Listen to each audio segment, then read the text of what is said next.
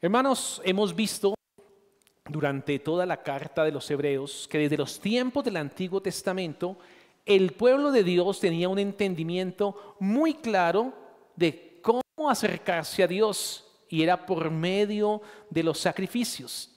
La ley mosaica establecía con precisión detalles en ese tipo de servicio.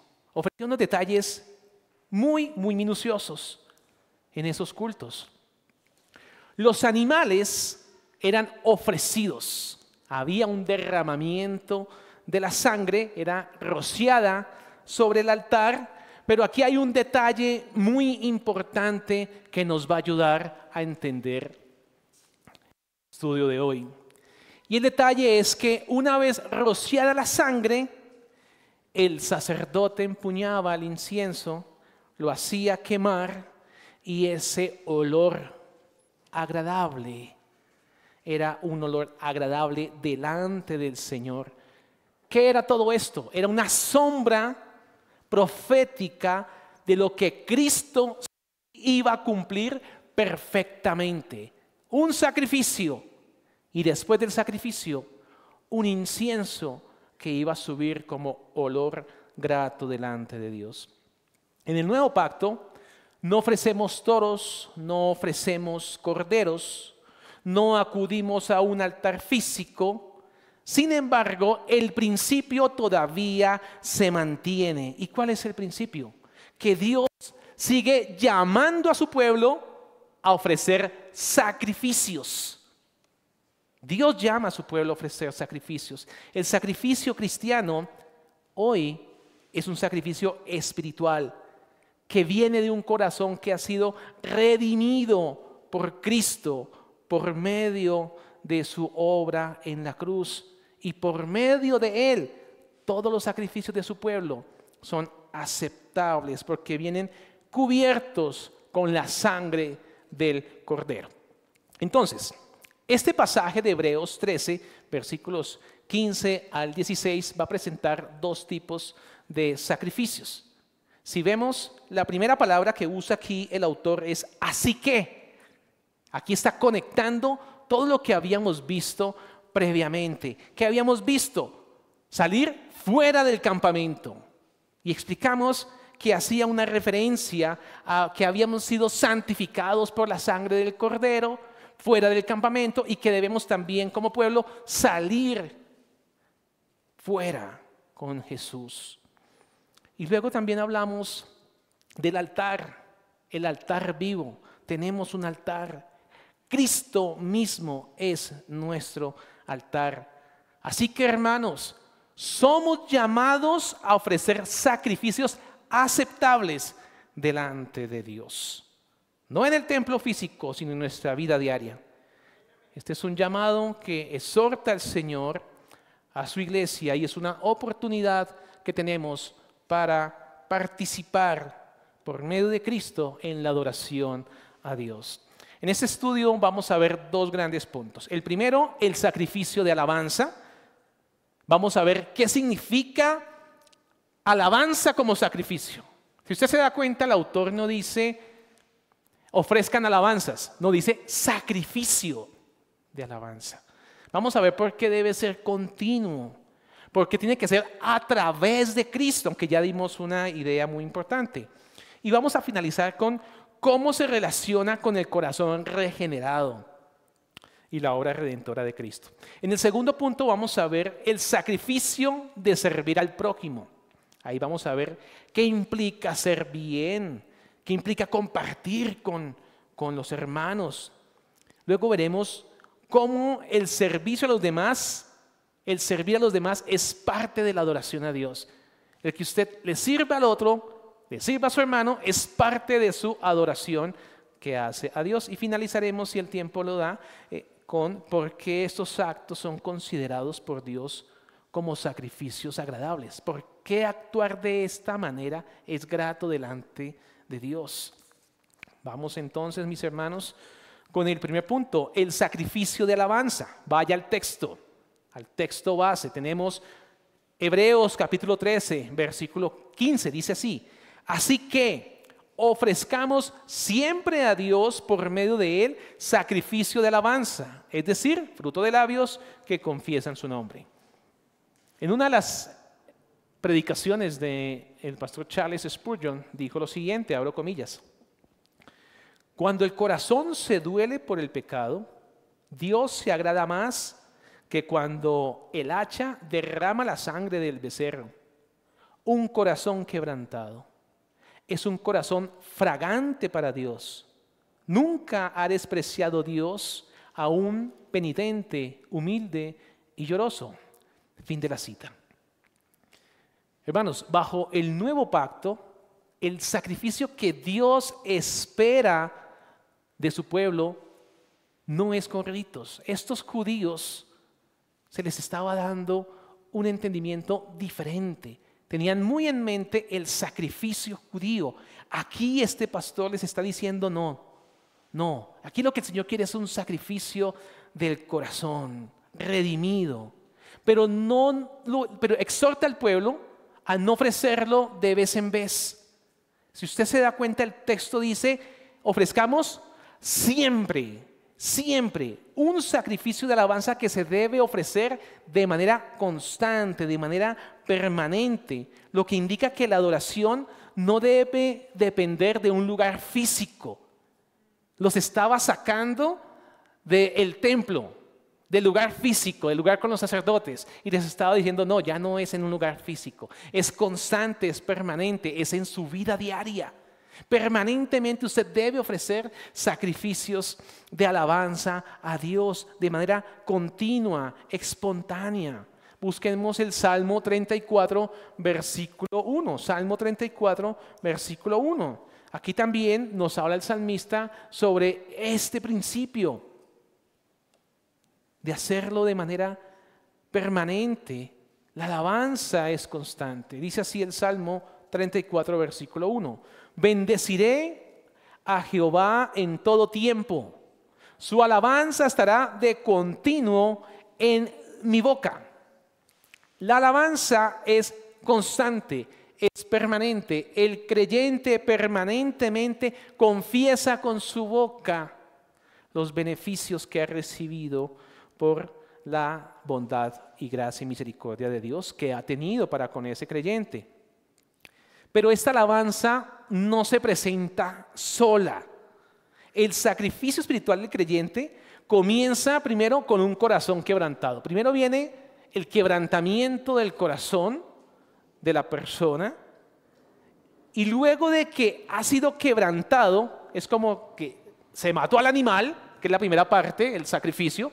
El corazón es quebrantado, y luego de que es quebrantado, ahí sí ya, al creer en Cristo con todo su corazón, al arrepentirse de sus pecados, empieza su nueva vida ofreciendo alabanzas al Señor. No bastaba solamente con matar al animal, era matar al animal y su sangre debía ser puesta sobre el altar y después se debía acompañar del incienso. Así que no era solamente el sacrificio, venían más cosas. Busquemos Levítico, capítulo 16, vamos a leer versículos del 12 y 13. Levítico, capítulo 16. Si se han dado cuenta, el libro de Levítico nos explica todo el proceso que Dios ordenó en este tipo de sacrificios, en todos los sacrificios, tanto de redención, todos los sacrificios de ofrendas, todos los sacrificios ustedes los van a encontrar en este libro. Dice el versículo, vamos a leer del 11. Dice así: y hará traer a Aarón el becerro que era para expiación suya, y hará la reconciliación por sí y por su casa. Y degollará en expiación el becerro que es suyo. Después tomará un incensario lleno de brasas de fuego del altar delante de Jehová, y sus puños llenos de perfume aromático molido, y lo llevará detrás del velo, y pondrá el perfume sobre el fuego delante de Jehová, y la nube del perfume cubrirá el propiciatorio que está sobre el testimonio, para que no muera. De igual manera, el arrepentimiento genuino va unido a la fe viva. Primero se apropia de Cristo y luego, en base a esa ofrenda, a ese sacrificio, se puede presentar a Dios. Con base a ese sacrificio aceptable a Dios, puede usted generar olor fragante con sus oraciones. Primero uno, luego lo otro. Por eso el texto habla que es a través de Cristo, a través de Cristo que nuestra ofrenda es aceptada. Así que, hermanos, el sacrificio de alabanza ya podemos comprender que no es simplemente venir, cantar himnos, no es simplemente saberme las letras de los himnos, sino hay que llegar con un corazón dispuesto a cantar, dispuesto a adorar al Señor, dispuesto a decir a Dios todos los beneficios que usted ha recibido por la obra que ha hecho Cristo. Así como el incienso debía ser ofrecido sobre el fuego del altar, asimismo es agradable delante de Dios las oraciones de los santos. La alabanza aceptable no solo se ofrece con el propósito de una autosatisfacción, se ofrece porque Dios exige que su pueblo le dé sacrificios. Es la obligación del pueblo orar, invocar el nombre del Señor. Pero sabemos que nosotros, el pueblo, nuestras palabras son imperfectas, nuestras obras están manchadas, pero aquí hay una gran bendición, que el Señor las recibe cuando están bañadas por los méritos de Cristo. Por eso no debe ser una muletilla. Cuando usamos la frase o el nombre, lo pedimos todo en los méritos de nuestro Señor Jesucristo. Esa frase es solemne porque es la única manera como las oraciones son recibidas por el Padre. Alguien dijo una vez esta ilustración, que un campesino que no tenía riquezas, no tenía títulos, no tenía educación, no tenía propiedades, lo único que tenía era su labor en un pequeño campo y una pequeña Biblia. Y decía la historia que este campesino lo único que decía era: Señor, gracias por salvar a un hombre como yo. Y siempre repetía su oración destacando esta frase, agradeciendo al Señor por salvarle. Es una frase muy sencilla para él. Él no podía enseñar, no tenía la capacidad para predicar, pero su constante deseo era honrar al Señor con sus palabras. Esta ilustración nos da a entender que lo que Dios valora, el fruto de labios que Dios valora, es simple, sincero, sostenido por la fe en Cristo. Sabía que sus palabras simples y sencillas eran gratas porque nacían de un corazón redimido que entendía de qué había sido rescatado y sabía que el Señor se agradaba de la humillación con sus palabras. Hebreos 13:15, leámoslo nuevamente. Así que ofrezcamos siempre a Dios, por medio de Él, sacrificio de alabanza, es decir, fruto de labios que confiesan su nombre. El fruto de labios nace de un corazón transformado. No son meras palabras, no es decir, recitar cosas. Viene obligatoriamente de un corazón regenerado. Y es Jesús mismo, el Señor mismo, quien denuncia cuando no se hace de esta manera. Esa es la manera que Dios ordenó que se debe hacer. Si se hace de otra manera, será ese personaje denunciado por el Señor mismo, por practicarlo de una manera distinta como Él dijo que se debe hacer. El Señor mismo denuncia a quienes se acercan con labios de hipocresía. Mateo 15:8. Vamos a mirar al Señor Jesús, que al igual que el autor de Hebreos nos llama a examinar sinceramente nuestro corazón cada vez que participamos de algún acto de adoración, cualquiera. Dice la palabra de Dios, Mateo 15, versículo 8. Vamos a leer desde el 7. Mateo 15, versículo 8. 7, perdón, vamos desde el 7. Dice así: hipócritas, bien profetizó de vosotros Isaías cuando dijo: este pueblo de labios me honra, mas su corazón está lejos de mí, pues en vano me honran enseñando como doctrinas mandamientos de hombre.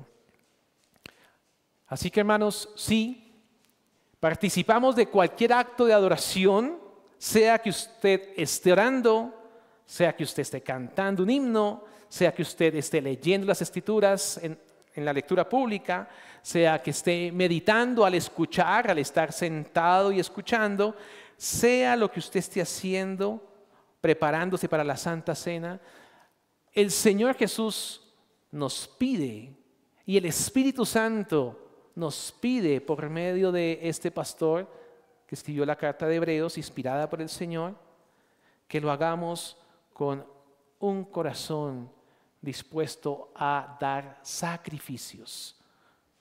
Puede decir las palabras correctas, orar correctamente, organizado, estructurado.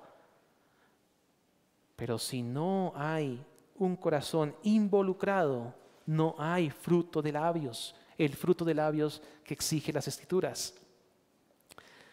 Así que, hermanos, dice también el texto, que confiesan su nombre, el texto que estamos meditando, que confiesa su nombre, lo puede ver ahí en el versículo. ¿Qué está hablando aquí este pastor? Está destacando el carácter público de Cristo. El creyente, el pueblo de Dios, los judíos que conocen al Señor, de manera pública dan alabanzas de Cristo. Públicamente, fuera de la reunión, ellos también proclaman que Cristo es el Señor. El Señor, el Espíritu Santo y este pastor les ha dicho: hablen, digan alabanzas de Cristo, de todo lo que Cristo ha hecho. Pero tengan en cuenta un detalle, tal vez no lo hemos conectado. Ellos, al declarar los beneficios de Cristo, tenía unas serias implicaciones distintas a las nuestras. Ellos hablaban de persecución, de quitar propiedades, de ser aislados. Pero a esto estaban llamados, a proclamar el nombre de Cristo, a confesar su nombre. Así que aquí hay algo muy importante. La alabanza no nace del reconocimiento, de la gracia. Perdón, sí, nace del conocimiento de la gracia. Al recibir la gracia de Dios, hay alabanza. De otra manera, no es posible. Así que aquí debemos asombrarnos de la gracia de Dios. Solo la gracia de Dios operando en la persona puede generar que esa persona salga y dé frutos de labios. Miremos el Salmo 103, versículo 2. Salmo 103, versículo 2. En este salmo vamos a mirar Salmo 103, versículo 2. Vamos a mirar cómo una persona que ha recibido tanta gracia del Señor, sabe qué expresar. Dice así el Salmo: bendice, alma mía, a Jehová, y no olvides ninguno de sus beneficios. Así que, ¿qué trae a la memoria el creyente? Todo lo que ha recibido en Cristo, que ha sido hecho hijo de Dios, que ha sido bendecido desde antes de la fundación del mundo, y puede traer toda la cantidad de riqueza que ha recibido en Cristo, y va a tener múltiples motivos para alabar al Señor. Dice Oseas 14, versículo 2: tomad con vosotros Tomad con vosotros palabras y volved a Jehová. Decidle, quita toda iniquidad y acepta el bien, y te ofreceremos la ofrenda de nuestros labios. El Antiguo Testamento también está lleno de textos donde nos hablan de la responsabilidad del pueblo de proclamar alabanzas a Dios por las obras que el Señor ha hecho. Pero ahora veamos otra cosa. No solamente es individual, también es congregacional.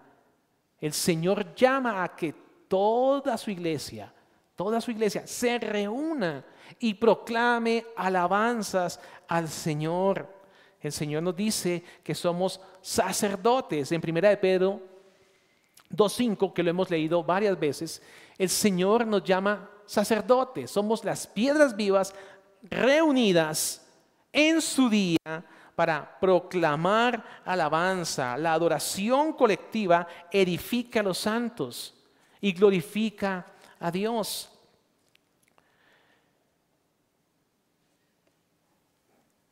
Miremos el Salmo 50, versículo 3. Salmo 50, versículo 3.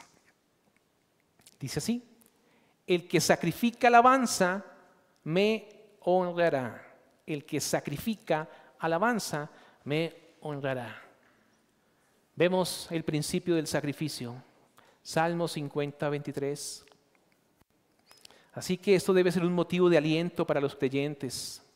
Esto debe ser un motivo de aliento para los creyentes. El que sacrifica alabanza me honrará. Todos tenemos una boca para alabar. Unos una boca más grande, otros una boca más chica, pero todos tenemos una boca para alabar. Todos tenemos un corazón que humillar delante del Señor. Un corazón al cual rendir y agradar a Dios. Permítame un par de aplicaciones y vamos a nuestro último punto. Primera aplicación: cultivemos una vida de alabanza diaria, no solamente ocasional. Así como cuando un músico de una filarmónica se prepara para el momento en que le toca unirse con los otros músicos y hacer el concierto en la filarmónica, este músico se debe preparar, leer las partituras con tiempo, entrenarse y estar listo para el momento en que le toque interpretar. Si no lo hace así y simplemente llega el día de la presentación, muy seguramente no va a interpretar el instrumento como debería haberlo hecho. Así también nosotros, creyentes, no debemos esperar vivir un culto fervoroso el día del Señor si usted no ha pasado durante la semana sus tiempos de oración con el Señor, sus tiempos de meditación, sus tiempos de reflexión en las verdades bíblicas. Nuestro Señor está exhortando a no tener sacrificios vacíos. Eso está hablando este pastor el día de hoy, está hablando del fruto de labios. Por eso debemos prepararnos previamente para el día del Señor. ¿Y cuándo empieza el pueblo de Dios a prepararse para el día del Señor?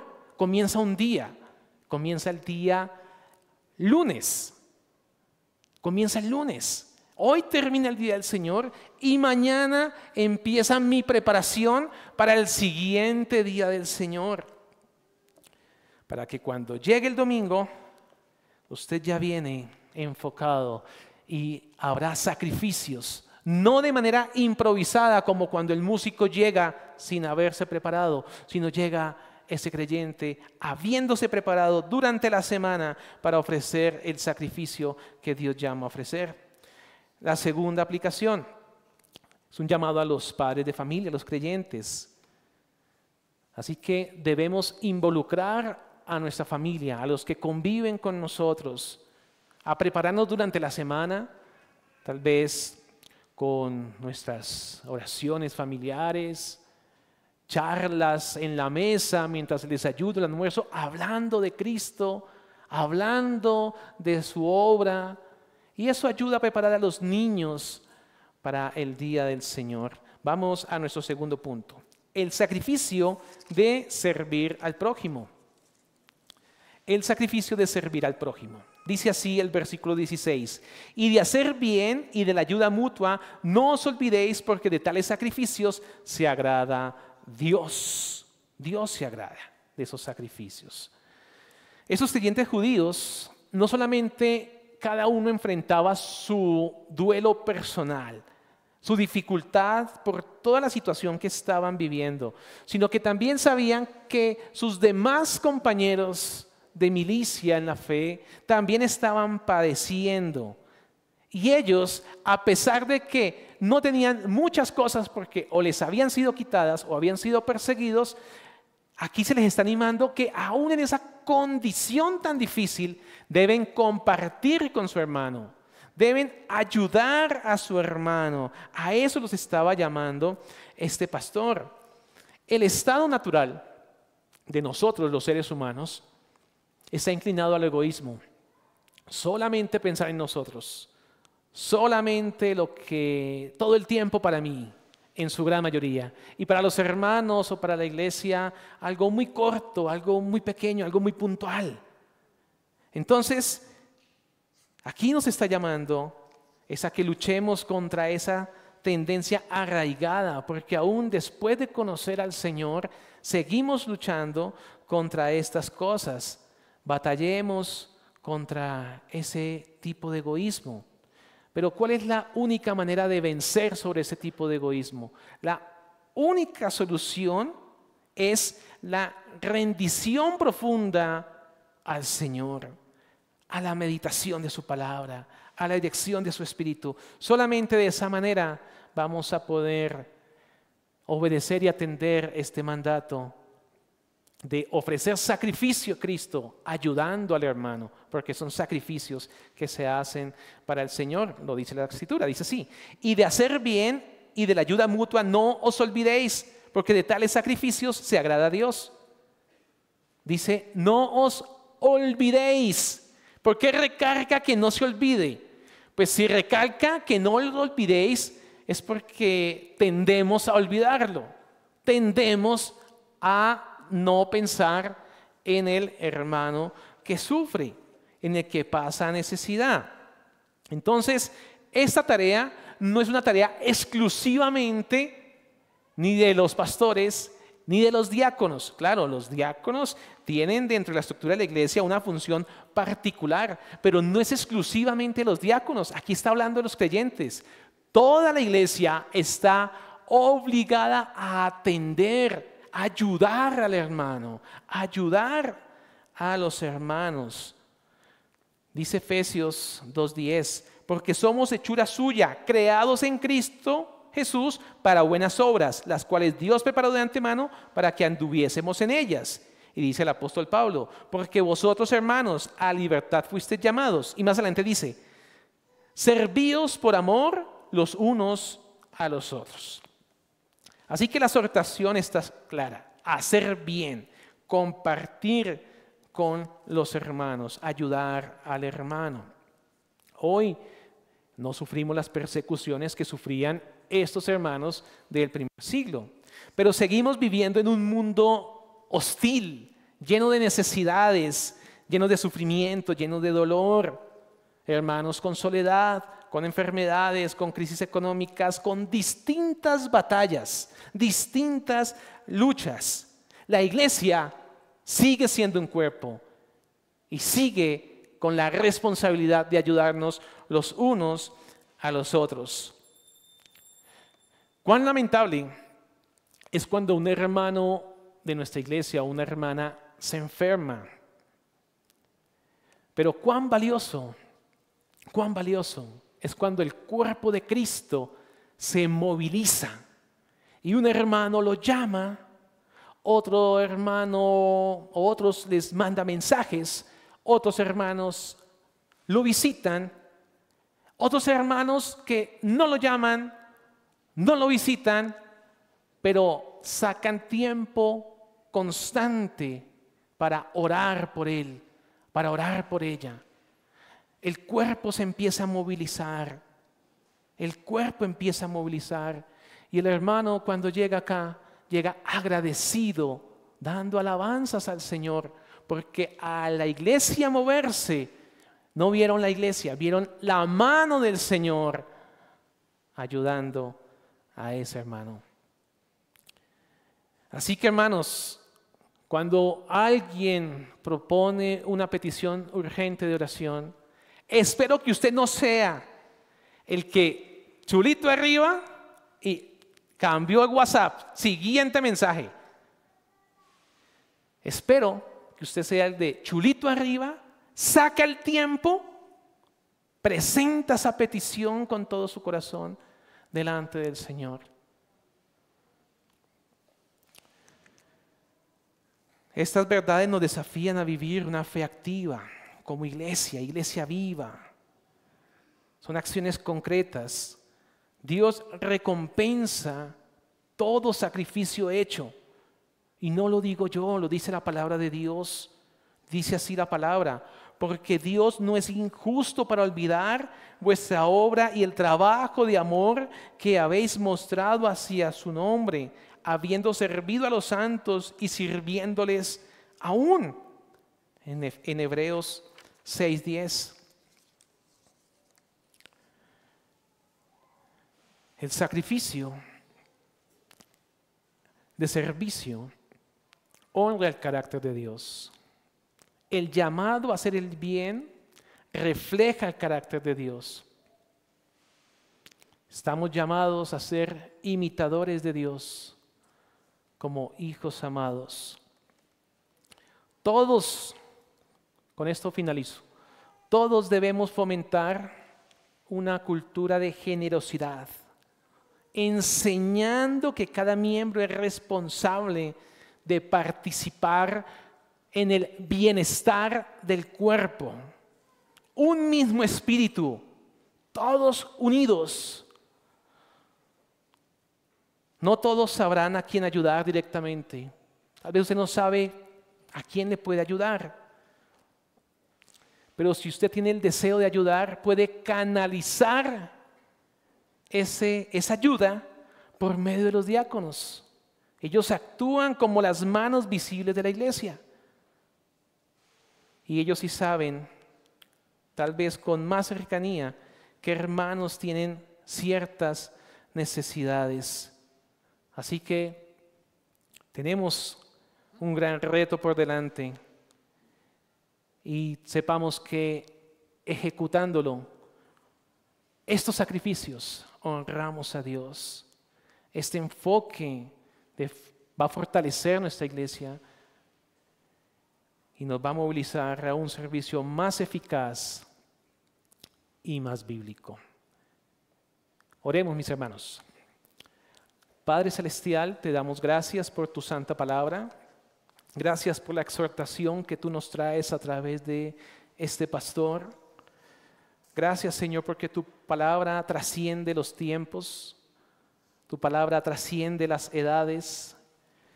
Y hoy, Señor, nosotros podemos también beber de este manantial, de esta verdad bíblica que ellos recibieron en su tiempo. Ayúdanos a nosotros como iglesia a actuar como un solo cuerpo, avanzando, militando hacia el crecimiento del mensaje de salvación que es en Cristo. Te damos a ti la gloria, Padre, en el nombre de Jesús. Amén.